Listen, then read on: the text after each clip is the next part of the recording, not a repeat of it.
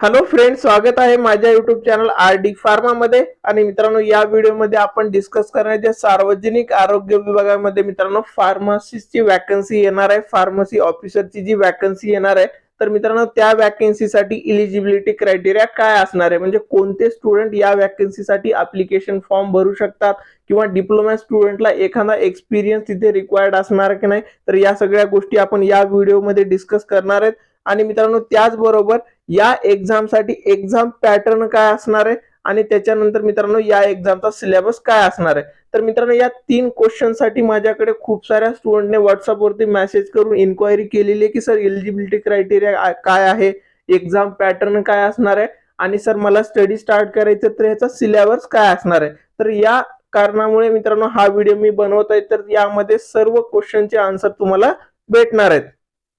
आणि मित्रांनो, तुम्हाला माहिती आहे आरडी फार्मा युट्यूब चॅनलवर फार्मा कोव्हिजिलन्सचं जॉब गायडन्स पण प्रोव्हाइड केलं जातं. म्हणजे मित्रांनो, ज्या स्टुडंटला फार्मा कोव्हिजिलन्स ह्या सगळ्यात चांगल्या डिपार्टमेंटमध्ये जॉब करायचा आहे, तर मित्रांनो त्यासाठी तुम्हाला जे नॉलेज रिक्वायर्ड असणार आहे याच्यामध्ये आपण बॅच प्रोव्हाइड करतो. आणि त्याच्यामध्ये फार्मा कोव्हिजिलन्स वर्किंग रिलेटेड जे पॉइंट असतात याचं सर्व नॉलेज बॅचमध्ये प्रोव्हाइड केलं जातं.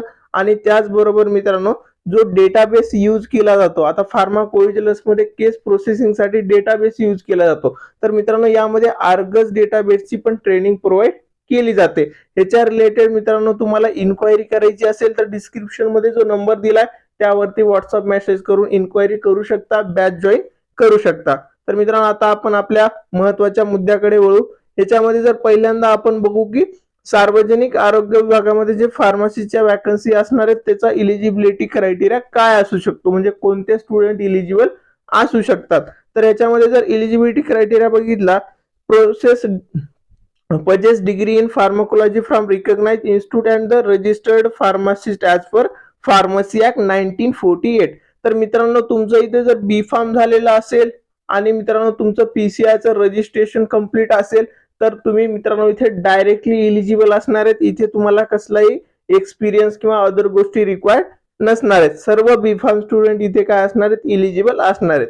परंतु मित्रांनो, जर तुमचा डिप्लोमा इन फार्मसी झालेला असेल तर मित्रांनो तुम्हाला इथे along with 2 year experience as pharmacist, तर मित्रांनो तुमचं डी फार्म झालेलं असेल प्लस तुम्ही रजिस्टर्ड फार्मासिस्ट असलं पाहिजेत, आणि प्लस मित्रांनो तुम्हाला 2 वर्षाचं एक्सपिरियन्स असला पाहिजे ॲज अ फार्मासिस्ट. तर याच्यामध्ये तुम्ही गव्हर्नमेंट फार्मासिस्ट असू शकता, semi government, hospital, private registered pharmacy. मित्रांनो, कोणतंही गव्हर्नमेंटचं हॉस्पिटल असेल किंवा प्रायव्हेट हॉस्पिटल असेल तर मित्रांनो तिथलं तुमचं 2 yearचं एक्सपिरियन्स इथे रिक्वायर्ड असणार आहे, जेणेकरून सर्व डिप्लोमा स्टुडंट इलिजिबल असणार आहेत. बी फार्म स्टुडंट डायरेक्ट इलिजिबल, आणि डी फार्म स्टुडंटला 2 yearचं एक्सपिरियन्स रिक्वायर्ड असणार आहे.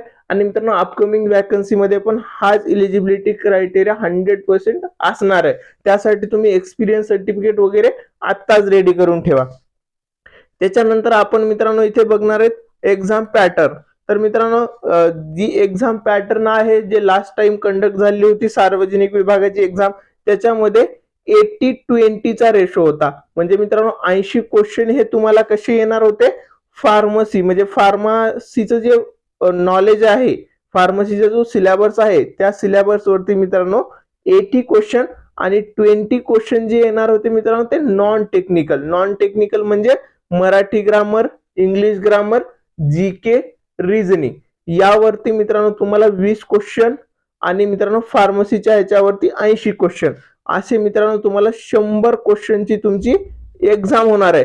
100 क्वेश्चन याच्यामध्ये असतील, आणि हे क्वेश्चन असतील मित्रांनो 2 मार्काला एक, म्हणजे तुमची टोटल एक्झाम किती मार्काची होणार आहे, 200 मार्काची. आणि मित्रांनो या एक्झाम मध्ये निगेटिव्ह मार्किंग नसणार आहे. त्याच्यानंतर आपण मित्रांनो एज क्रायटेरिया बघू की एज क्रायटेरिया काय असेल. तर मित्रांनो, याच्यामध्ये जर किमान एज मर्यादा 18 म्हणजे 18 वर्ष पूर्ण असतील तर तुम्ही फॉर्म भरू शकता, आणि लास्ट जी एज आहे ती असणार आहे 40 वर्ष. आणि मित्रांनो कॅटेगरी असेल तर 45 इयर, 40 इयर जर ओपन असेल आणि कॅटेगरी असेल तर 45 इयर एज क्रायटेरिया मध्ये तुम्ही बसू शकता, इझिली फॉर्म भरू शकता यामध्ये. त्याच्यानंतर आपण मित्रांनो महत्वाचं बघणार आहे की फार्मसी ऑफिसर साठी, औषध निर्माण अधिकारीसाठी सिलेबस काय असणार आहे. याच्यामध्ये जर पहिलं बघितलं तर इंग्लिशमध्ये Marathi English grammar, synonym, antonym, spelling, tense हे सगळं असणार आहे. त्याच्यानंतर व्होकॅब्युलरी असणार आहे, filling the blank in the sentence आणि सिंपल सेंटेन्स स्ट्रक्चर हे इंग्लिशमध्ये येणार आहे. त्याच्यानंतर मध्ये मराठी सेक्शन मध्ये जर बघितलं, मराठी व्याकरण मध्ये वाक्यरचना, शब्दार्थ, प्रयोग, समानार्थी शब्द, विरुद्धार्थी शब्द, भाषा, सौंदर्य, ह्याच्यामध्ये उपमा, अलंकार, म्हणी, त्याच्यानंतर प्रसिद्ध पुस्तके आणि लेखक, योग्य जोड्या लावा हे मराठी सेक्शन मध्ये येणार आहे मित्रांनो. आणि त्याच्यानंतर जर आपण जीकेचा सेक्शन बघितलं तर ह्याच्यामध्ये current affairs, Indian history, Indian geography, general science, sports and culture, right to information act.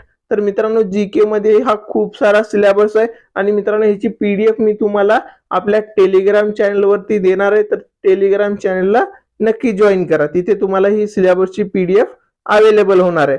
त्याच्यामध्येच aptitude test, basic arithmetic knowledge आणि मॅथमॅटिक. तर ह्याच्यामध्ये मित्रांनो जे 20 क्वेश्चनचा जो पार्ट असणार आहे त्याच्यामध्ये जनरल सायन्स पण इन्क्लूड आहे.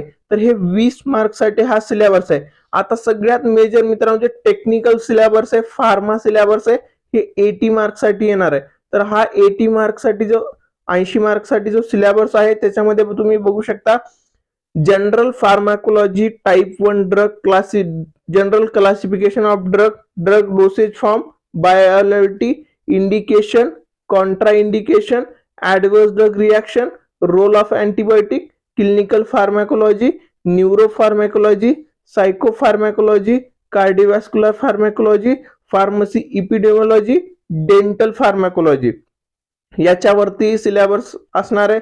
त्याच्यानंतर Indian pharmacopoeia, British pharmacopoeia, pharmacy act 1948, drug and cosmetic act 1940 and its amendments, त्याच्यानंतर food and drug administration, drug storage, logistic, inventory management, role of hospital pharmacist, community pharmacy, good manufacturing practice, disinfectant and their concentration used in pharmaceutical and hospitals, EDL, essential drug list, ECL list, standard drug list and consumable required to run hospital. तर मित्रांनो हा जो फार्मसीचा syllabus आहे म्हणजे pharma syllabus आहे, technical syllabus आहे, या सिलेबसला बघूनच तुम्हाला काय करायचे, स्टडी करायचे. आणि त्याच्यानंतर मित्रांनो ज्यावेळेस एक्झाम फॉर्म ज्यावेळेस येतील, त्यावेळेस एक्झामचं नोटिफिकेशन ज्यावेळेस येईल, तर त्यावेळेस याच्यामध्ये काही चेंजेस झाले तर तुम्हाला तिथे समजणार आहेत. पण तोपर्यंत मित्रांनो तुम्ही स्टडी करताना हा सिलेबस फॉलो करा आणि ह्याच्यामध्येच ह्या सिलेबसवर एक्झाम होण्याचे चान्सेस आहेत.